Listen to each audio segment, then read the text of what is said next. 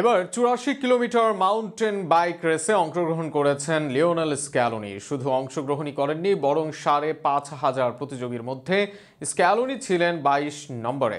তার সময় লেগেছে মাত্র ৩ ঘন্টা ১০ মিনিট। এছাড়াও শীর্ষ ১০০ জনের মধ্যে আছেন মেসির আইডল পাবলো আইমারও। স্ক্যালোনির দারুণ ফিটনেস আর প্রতিযোগিতা নিয়ে বিস্তারিত থাকছে প্রতিবেদনে। আর্জেন্টিনা জাতীয় দলের হয়ে ফুটবল খেলেছেন কত শতজন, তাদের মধ্যে অখ্যাত একজন ছিলেন লিওনেল স্ক্যালোনি। অবশ্য ফুটবল ক্যারিয়ারে এমন কিছু করেননি যা দ্বারা হবেন নন্দিত, তবে কোচ হিসেবে তিনি অন্য লেভেলের। শুধু নন্দিতই নয়, বরং কিংবদন্তি বনে গিয়েছেন এই আর্জেন্টাইন কোচ। এবার অবশ্য সাইক্লিং প্রতিযোগিতায়ও নিজের যোগ্যতা আর ফিটনেসের প্রমাণ দিলেন এই আর্জেন্টাইন মাস্টারমাইন্ড।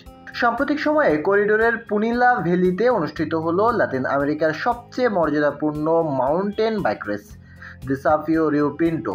বিশাল এ আয়োজনে ৫,০০০-এর বেশি প্রতিযোগিতার ভিড়ে অংশ নেন আর্জেন্টিনা দলের কোচিং স্টাফরাও। ৮৪ কিলোমিটার দীর্ঘ এই কঠিন রেসে স্ক্যালোনির অংশ নেন ম্যানস প্রফেশনাল বিভাগে।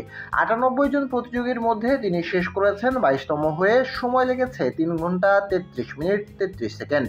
শেষ লাইনে পৌঁছানোর সময় স্ক্যালোনির শরীরটা ছিল কর্দমুক্ত, তবুও ঠোঁটে লেগে থাকা হাসিটুকু ছিল অমলিন। সামাজিক যোগাযোগ মাধ্যমে ছড়িয়ে পড়া ভিডিওতে দেখা যায় রেস শুরুর আগেও ছিলেন যথারীতি মনোযোগী, যেন ডাগ আউটে দাঁড়িয়ে আছেন ম্যাচের ঠিক আগেই।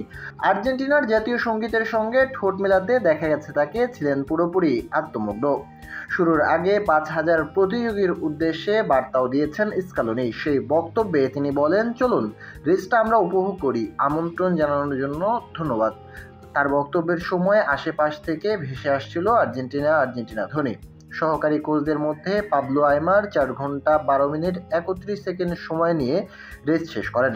৭৮তম হয়ে শেষ করা রবার্তো আয়ালার সময় লেগেছে ৬ ঘন্টা ১২ মিনিট ৪০ সেকেন্ড। পুরো রেসে প্রথম হয়েছেন কাদারেল আন্দ্রেস সোতো, যিনি সময় নিয়েছেন ২ ঘন্টা ৪৯ মিনিট ৪৪ সেকেন্ড। স্ক্যালোনির এই সাইক্লিং প্রেম নতুন কিছু নয়। ২০২৩ সালে এক সাক্ষাৎকারে বলেছিলেন, ফুটবল ছাড়ার পর সাইক্লিং আমার প্যাশন হয়ে দাঁড়ায়।